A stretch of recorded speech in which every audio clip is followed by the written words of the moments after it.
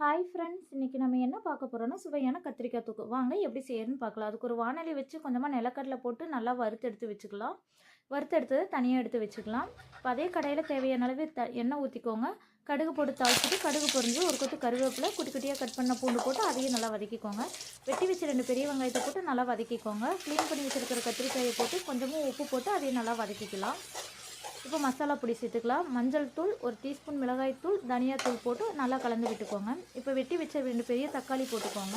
அதையும் நல்லா கலந்து விட்டுட்டு தேவையான அளவு தண்ணி சேர்த்து உப்பு போட்டு ஒரு 2 நிமிஷம் மூடி வச்சு வேக வச்சிடலாம்.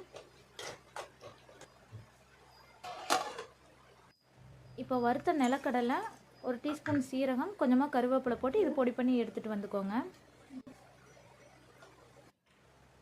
இப்போ கத்திரிக்காய் நல்லா வெந்துருச்சுங்க. நம்ம வறுத்து அடித்த பொடியை சேர்த்துக்கலாம்.